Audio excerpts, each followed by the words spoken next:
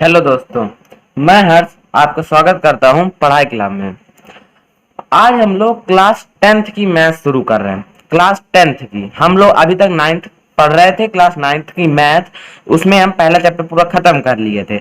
आज हम class 10th की पढ़ रहे हैं त्रिकोणमिति। त्रिकोणमिति से हम अपना पहले शुरुआत करते हैं। तो आज हम क्लास 10th शुरू कर रहे हैं, क्लास 10th की मैथ। तो क्लास 10th वाले बच्चे मेरे साथ पढ़ते जाइए। हमें देखना है त्रिकोणमिति। तो वीडियो शुरू करने से पहले आप वीडियो को लाइक कर दें, शेयर कर दें और साथ में चैनल को भी सब्सक्राइब कर लें और बेल आइकन को प्रेस कर दें ताकि जो और मेरी वीडियोस आएंगी तक बिल्कुल टाइम पे पहुंच जाए। ठीक, तो हम शुरू करते हैं आज की वीडियो।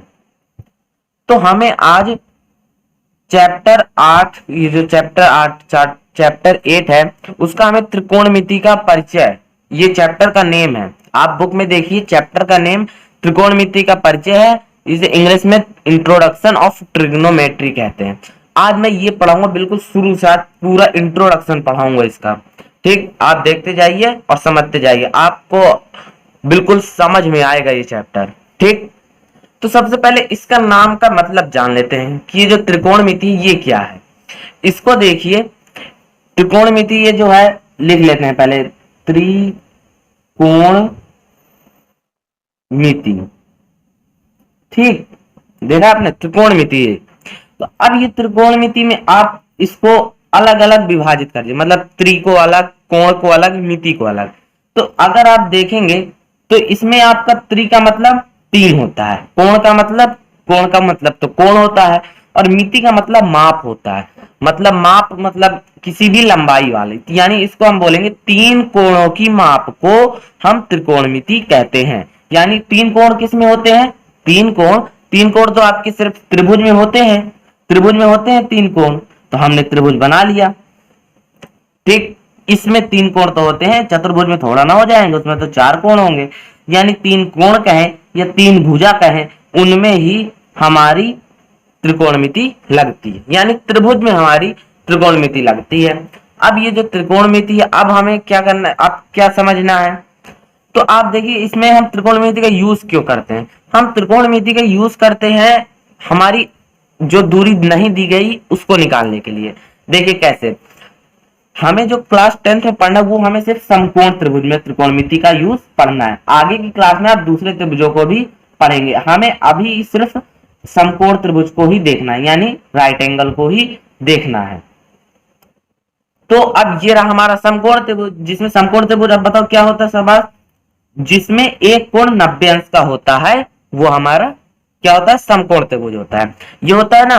तो अब ये समकोण त्रिभुज हो गया। अब समकोण त्रिभुज में पहले समझ लीजिए कि इसकी तीनों भुजाओं को कहते क्या? इसको कहते हैं आप कर्ण। क्या कहते हैं? कर्ण। इसको क्या कहते हैं? इसको कहते हैं आधार।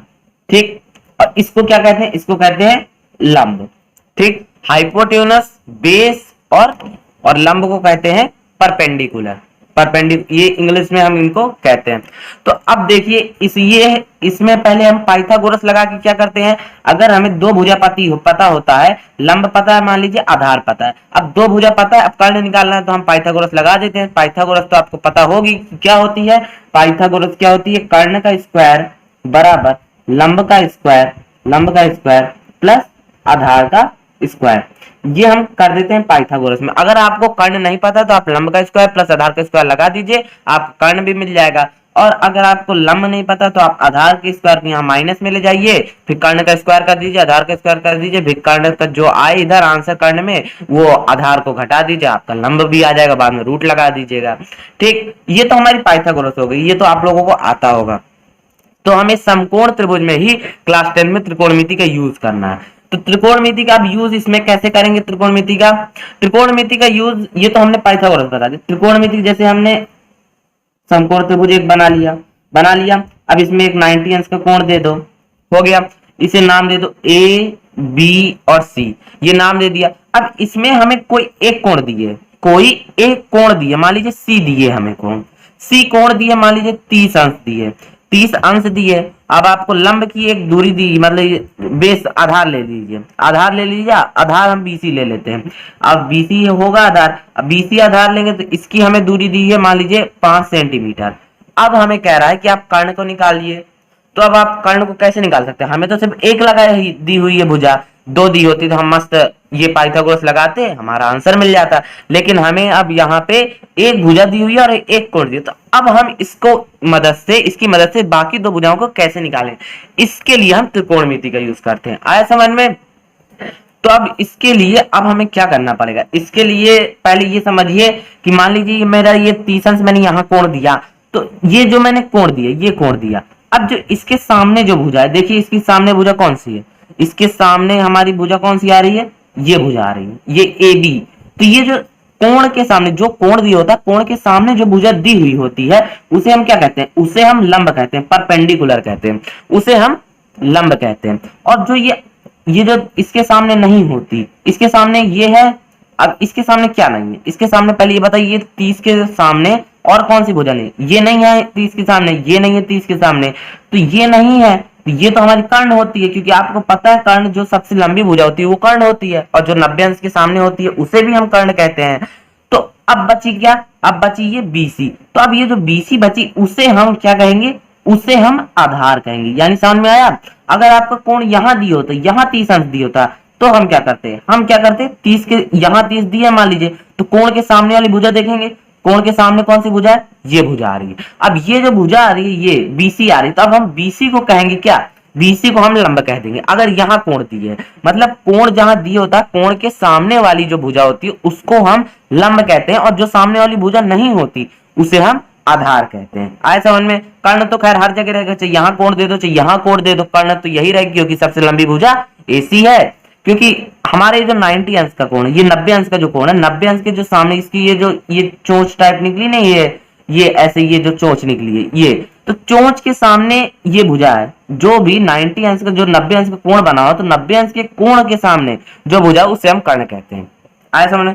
जो 90 अंश का कोण है उसके सामने की भुजा कर्ण होती है, और जो ये बाकी जो कोण दिए, छोटे कोण 30 हो, 60 हो, 45 हो, कुछ भी हो, उसके सामने जो हमारा ये जो भुजा दी हो उसे हम लंब कहते हैं। मान लीजिए यहाँ ए में कोण दिए होता, तो हम ये बीसी को क्या कहते हैं, बीसी को लंब कहते हैं। अगर यहाँ पे अभी जैसे यहाँ कोण सी दिए है, कोण सी दिए है, तो हम सामने वाली भुजा एसी ए बी है, तो ए बी को हम लंब कह देंगे। आ गया समझ में कि हमने लंब किसको कहा, आधार किसको कहा।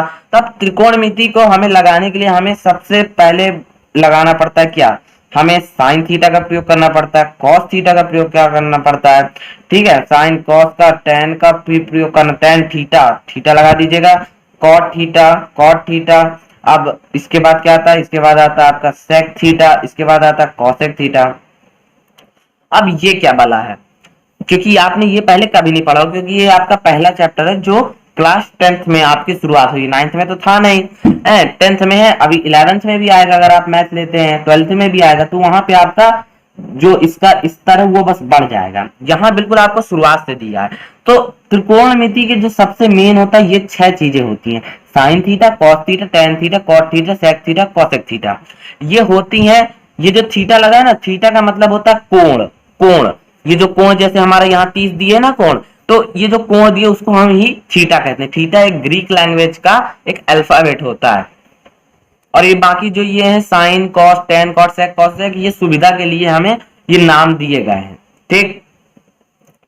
तो अब ये समझ में आया कि sign theta, cos theta, tan theta, इसे आपको पहले लर्न करना है। लर्न क्या करना है आपको मैं अभी बताऊंगा, आपको सब याद होता जाएगा, जैसे जैसे आप इसकी प्रैक्टिस करेंगे आपको पूरा आने वाला है समझ में, ठीक। अब इसके हमें कुछ सूत्रों को पढ़ना, सूत्रों को क्या मैं बिल्कुल सरल बता दूंगा आपको, सूत्र बस याद ही नहीं करना, सूत्र को हमें याद नहीं करना। इसके लिए मैं एक ट्रिक बताता हूं आपको, पहले बिल्कुल नई ट्रिक बता रहा हूं। यहां हम कर देते हैं, मान लीजिए मैं देखिए बताता हूं, ला ला लाला, आम आम, वहां लाला कर दीजिए, लाला आम लाया, कच्चे कच्चे आम। अब ये क्या है, लाला आम लाया कच्चे कच्चे आम। तो इसमें बिल्कुल पहले देखिए शुरुआत के हमें अच्छा लेने हैं, लाला आम लाया कच्चे कच्चे, आप बस इसको याद कीजिए, ये सारे इनके सारे सूत्र आपको मैं मुंह में याद करवा दूंगा। इसको याद कर लीजिए, लाला आम लाया कच्चे कच्चे आम, इसको 2-3 बार आप ऐसे पढ़ लीजिए तो आपको तुरंत याद हो जाएगा, लाला आम लाया कच्चे कच्चे आम। इसका हमें शुरुआत के जो अच्छा रहे, इनको हमें लेना है। शुरुआत के जो लेटर आ रहे हैं उनको लेना है, इंग्लिश में लीजिए। तो ला का हमारा एल बनेगा, इसका आ का हमारा ए बनेगा, इस ला का एल बनेगा, इस के बनेगा, इस का के बनेगा, इस आ का ए बनेगा। इतना बना तो हम पूरे इंग्लिश वाले लेटर को अलग लिखते हैं भला। अलग लिख लिया, एल ए एल, और यहाँ आया के ए, इतना आया। लाला आम लाया, कच्चे कच्चे आम। अब इतना लिखने के बाद आप बीच में ऐसी एक लाइन खींच दी, लाइन खींच दिया। तो अब ये जो लाइन खींच दिया, अब इसमें देखिए कि ये बटे में बदल गया, मतलब ये अब वो भिन्न में बदल गया ना, अंश हो गया ऊपर का, यह हर हो गया। अब आपको क्या करना है, अब आपको ये जो आपके 6 के 6 मान है लाइन से मैंने लिखे हैं, साइन कॉस फिर टेन फिर कॉट फिर सेक फिर कॉसेक, ये लाइन से मैंने लिखे हैं। तो आप यहां से आपको बस इसके ऊपर लिख देना। यहां आप लिख दीजिए, सबसे पहले आता है साइन, फिर उसके बाद बोलो मेरे साथ क्या आता है, इधर आता है कॉस, इसके बाद तीसरे नंबर में क्या है, टेन। अब टेन आया, टेन के बाद क्या है, कॉट। तो कॉट आपको यहां से नहीं बल्कि इसके नीचे से लेना, नीचे से लीजिएगा। तो टेन टेन के नीचे है, मतलब एल के नीचे ए है, तो यहां आ जाएगा हमारा कॉट, कॉट आ गया। अब ये कॉट के बाद हमारा क्या है, कॉट के बाद सेक है। पहले हम ऐसे गए, पहले हम दाएं तरफ को गए, अब हमें बाएं तरफ को आना है, बाएं तरफ को आएंगे तो बाएं तरफ को आएंगे तो इस कॉट के बाद आएगा हमारा सेक, सेक के बाद आएगा क्या, सेक के बाद क्या है, कॉसेक, कॉसेक आ गया। अब इतना कर दिया, अब बस इतना कर दिया, मतलब आपको इसके इतने, इसके 6 के 6 आपको सूत्र याद हो गए, मुंह में याद हो गए। कैसे, अब आपको इसमें क्या करना है, इसमें आपको करना है कैसे, देखिए ये अब इन एल ए एल के ए, इनका क्या मतलब है ये समझ लीजिए, क्योंकि जब आपको ये नहीं समझ में आएगा तो आप कैसे कर पाएंगे। इस एल का पहले वाले एल को क्या कहेंगे, हम एल को लंब कहेंगे, हिंदी में देखिएगा लंब, लंब कहेंगे। ए को क्या कहेंगे, आधार कहेंगे। इस एल को क्या कहेंगे, लंब कहेंगे। इस के को क्या कहेंगे, कर्ण। इस के को क्या कहेंगे, कर्ण। इस ए को क्या कहेंगे, आधार। ये तो आया पाइथागोरस में जो होता है कर्ण लंब और आधार, तो हमने के को कहा कर्ण, ए को कहा आधार, एल को कहा लंब। आया समझ में, ये लंब फिर आधार फिर लंब फिर कर्ण, कर्ण फिर आधार, इतना आया समझ में।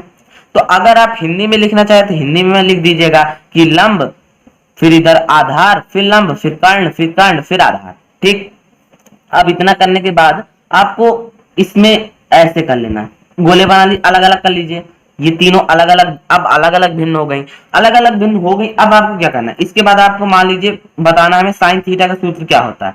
साइन थीटा का सूत्र हमें बताना है क्या होता है। तो साइन थीटा को देखिए क्या लिखा है नीचे, साइन थीटा के नीचे लिखा है एल बटे के।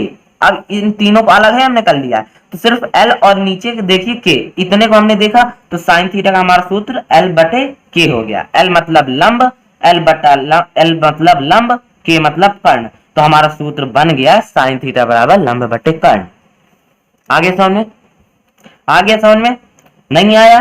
और देखिए अगला हमें देखना है कॉस थीटा। अब हमें कॉस थीटा का सूत्र बताना है, तो कॉस थीटा का बताइए, ये कॉस थीटा के हम जैसे हमने साइन थीटा में लिया एल बटे के, अब कॉस थीटा में क्या लेंगे, ए बटे के। तो ए बटे के लिख दीजिए, ए बटे के का, अब ए का मतलब क्या है, आधार, और के का मतलब कर्ण, ठीक ऐसा। अब तीसरा हमें बताना है टेन थीटा।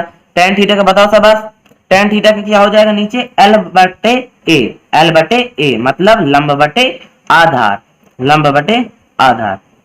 आ गया समझ में। अब इसके बाद हमारा क्या है, कॉट थीटा। अब कॉट थीटा का हमें क्या करना है, अब कॉट थीटा हमारा नीचे है, कॉट थीटा हमारा नीचे है, तो अब कॉट थीटा के लिए अब हम क्या लिखेंगे, कॉट थीटा का भी हम जहां कॉट थीटा हमारा लिखा है वहीं से शुरुआत करेंगे, यानी ए के पास लिखा है कॉट, तो ए से हम शुरुआत करें, तो ए फिर बटे में रहेगा यही चीज, तो बस ये चीज उल्टी हो जाएगी, ए बटे एल। अब कॉट के बाद सेक, तो अब सेक में आप क्या लिखेंगे, सेक आपके के से शुरू हो रहा है, तो के लिखिए पहले, के बाद ए लिख दीजिए। अब सेक हो गया, सेक थीटा हो गया। अब सेक थीटा लिखने के बाद क्या है हमारा, कॉसेक थीटा। अब कॉसेक थीटा आप लिख दीजिए। अब कॉसेक थीटा बराबर क्या है, कॉसेक थीटा के शुरुआत के से है, फिर साइन है मतलब एल है, तो आप के बटे एल कर दीजिए। कर दिया मतलब उल्टा कर दिया, मतलब हमने पहले एल अपॉन के लिखा, फिर ए अपॉन के लिखा, फिर एल अपॉन ए लिखा, फिर ए अपॉन एल लिखा, फिर के अपॉन ए लिखा और के अपॉन एल कर दिया। इतना आया बस। अब हमें इन 6 सूत्रों को, ये जो 6 बनाए ना, 1 2 3 4 5 6, इन 6 सूत्रों को से ही हमें प्रश्नावली 8.1 को देखना है। और प्रश्नावली 8.1 को देखना, फिर प्रश्नावली 8. जो 2 रहेगी उसमें हमें एक सारणी सीखनी है। तो सारणी के लिए मैं अलग से एक वीडियो बनाऊंगा, उसमें मैं पूरा अच्छे से आपको एक एक समझाऊंगा, उसमें भी आपको कुछ भी याद करना नहीं पड़ेगा, बिल्कुल सरल सा बताऊंगा। तो अभी आप इतने की प्रैक्टिस करिए।